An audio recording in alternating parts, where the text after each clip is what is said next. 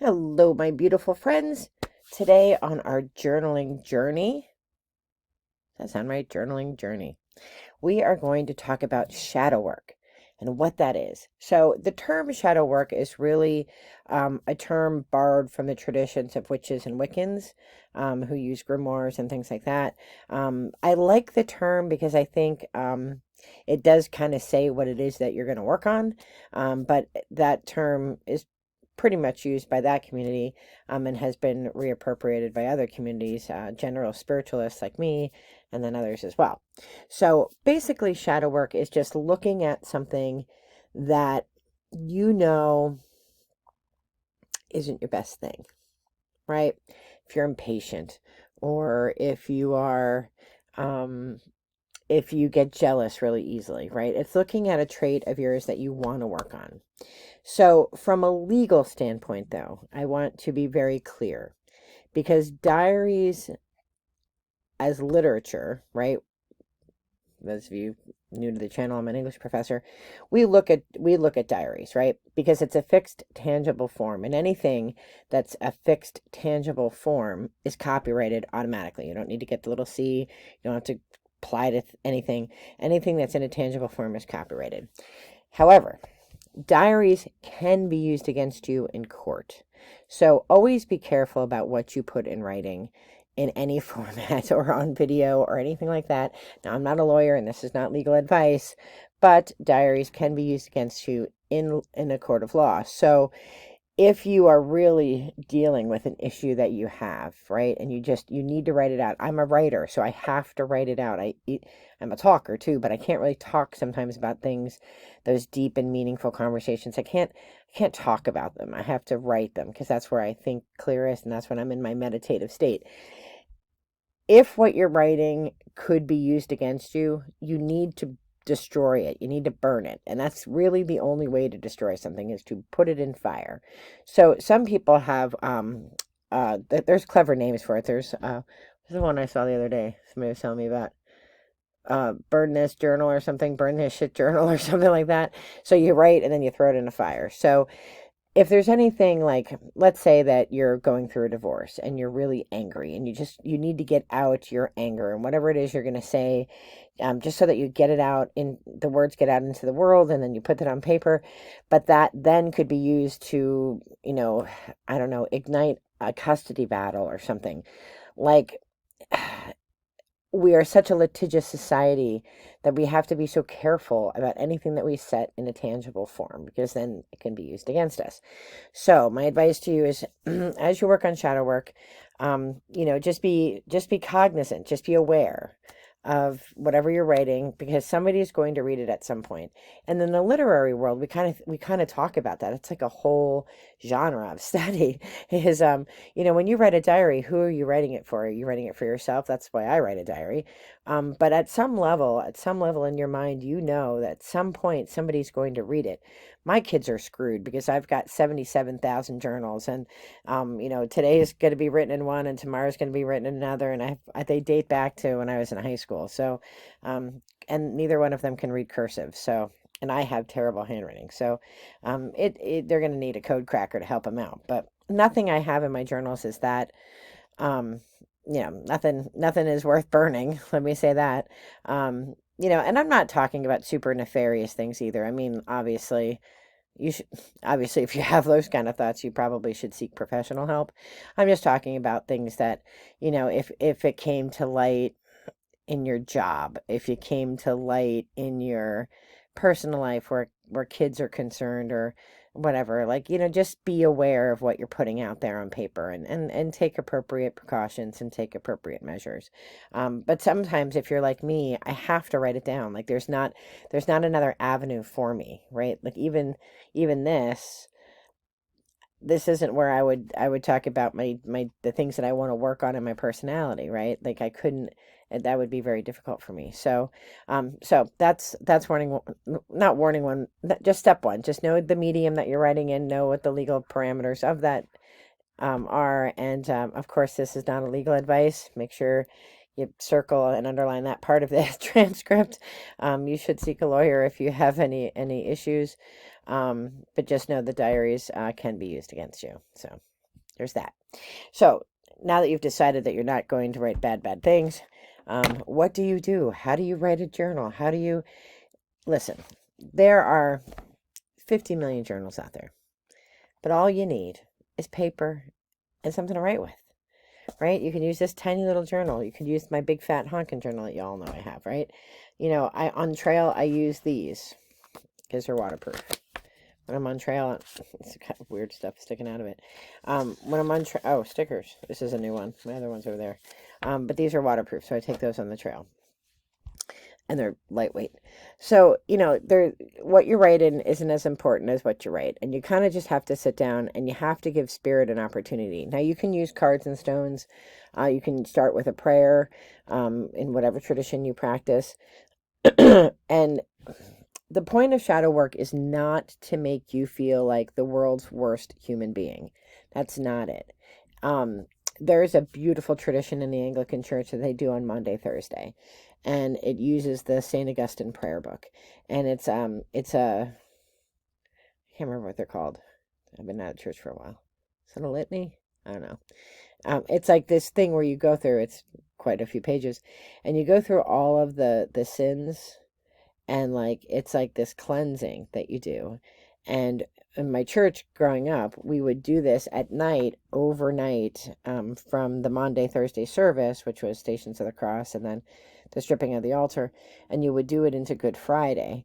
And so there was always somebody in the church watching, which goes with the idea that Jesus asked his apostles to wait and watch with him, and they all fell asleep. So you do this sort of internal, almost like a juice cleanse, but for your soul. And I used to find so much meaning, and I would always go at 2 a.m. because I was a young person, and my boyfriend at the time would go with me, which turned out to be my husband, right? But I think a previous boyfriend did it too. But I always found that to be, and in looking back, probably the most meaningful thing that I ever did in the church was that Maundy, Thursday. It was alone. It was in this tiny little chapel. It was just you and this book and your thoughts and your prayer to God, and just saying here is who I really am. God already knows who you really are. Spirit already knows who you really are. Your spirit guides already know who you really are. These exercises are for you to know who you are. And the point of them isn't to make you feel bad about yourself, to make you feel like, we all fall short of the glory of God if you're in the Judeo-Christian tradition. It isn't meant to strip you down of your humanity and make you feel terrible. It's a way for you to think about, okay, these are the things that I need to work on. You can't work on everything at one time. One of the reasons a lot of people fail at diets or fail at quitting smoking or fail at whatever is because they try to do all the things at one time, and it's too much. You can only really fix something, in increments, and you have to start small and build. It takes, I think I read, it's 21 days to form a habit. So, if let's say you want to quit swearing, say you don't want to swear. It takes 21 days to kind of set that motion into practice, into habit for you. So, you can write about this is why I don't want to swear. This is why I think I do swear, because I come from a family of swearers.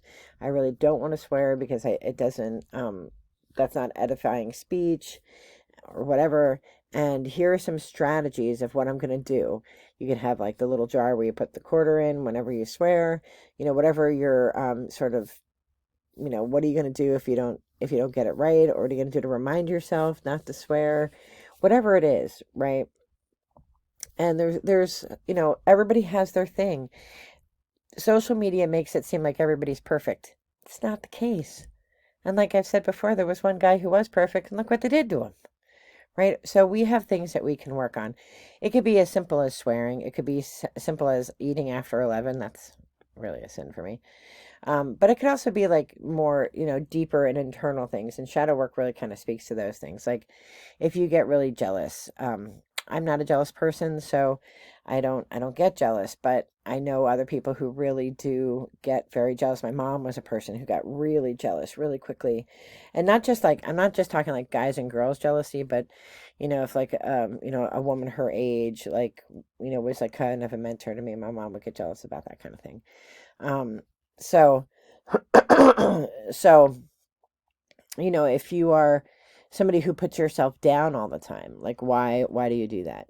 Um, so pick one thing and then write it on a piece of paper, write it in your journal, and then light a candle, listen to music that means something to you, and just think about that issue. And remember, you want to breathe, do your deep breathing, get in that sort of meditative state as much as you can. Try to be in a quiet spot, and just write whatever comes to you. Sometimes they call that automatic writing. In the literary world, we call it stream of consciousness writing.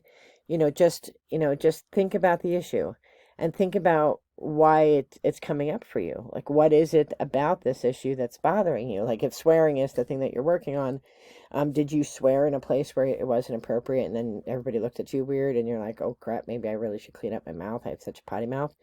Or do you just for yourself want to not use words like that because you want to to portray better language, the use of language, right? What is the purpose? Like, why is this coming up for you right now? And then have some strategies for how to get there. And then and think about how it's going to feel or look, or what you're going to do if you get it wrong. Let's say, you've gone 2 weeks, you've gone 14 days, you haven't said a swear word, and then some jerk cuts you off, on the throughway, and you yell at him that he's a beep beep beep. What are you gonna do? You're gonna give it all up? You're gonna say, all right, I got one wrong, but I'm still winning the game. I lost that pass, but I'm winning the game. Be realistic and be kind to yourself, right? Like, I'm 50 years old. My bad habits and my personality quirks, they're 50 years old. I'm not going to fix them in a Sunday afternoon writing in my journal, right? We improve ourselves over time. We're like fine wine, right? So be kind to yourself, right? If you want to enlist the help of others, think about who your partners will be, right? Who will be the people that help you? And sometimes people near you aren't helpers.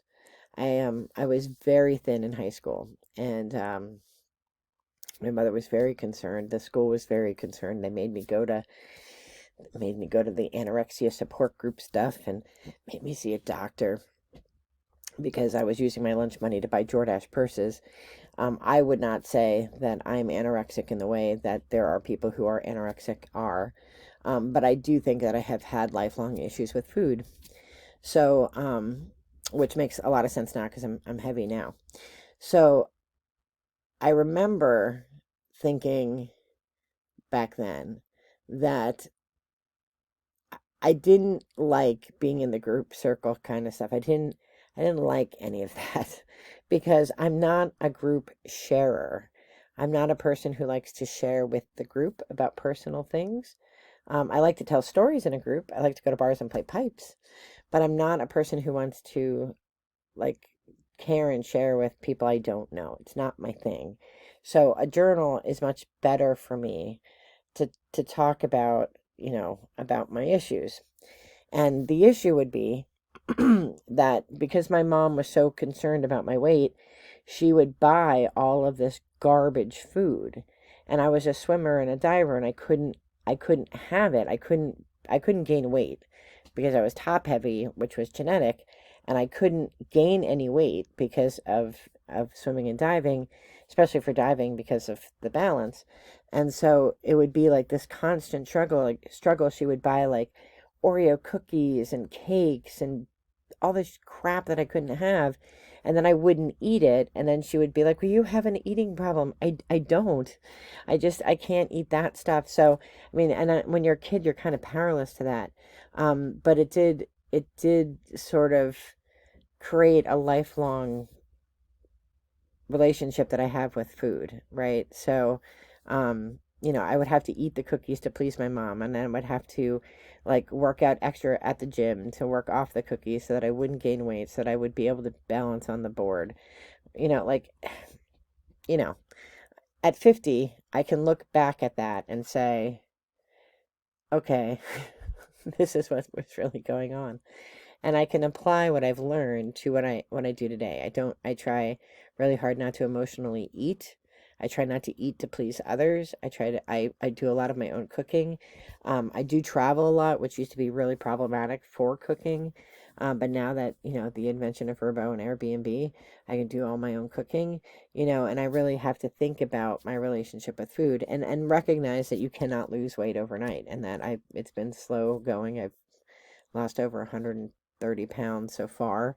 Um, so weight has been an issue my entire life. That's something that I work on, but it's something I'm okay with. I'm okay with my body the way it is. I don't need to be I don't need to be whatever the culture decides is beautiful. I'm not on the market, so it's not like I'm trying to attract butterflies or anything. So, it's all good. I want to be healthy. That's really the goal. Whatever size that is, that it makes me. But that's sort of something that you could explore in your journal, and really kind of, and I would say that I've gotten to where I am about those issues because I journal. And that's how I can be really okay with it now. And, would I love to be a size, 8 again? Sure. Is that going to happen? Probably not. It's all good. I'm okay with it. It's funny because when my family's like, "Oh, you were built like a Brit," back in the day, I was, but I'm 50 now, and I have bigger things to do. So, I think it's just it's important to be true to who you are and what you need. So, get your candles out, get your music on, get your paper, get your writing implement, and get to work. I am wishing you all the very best in light and love. Be well. Bye-bye.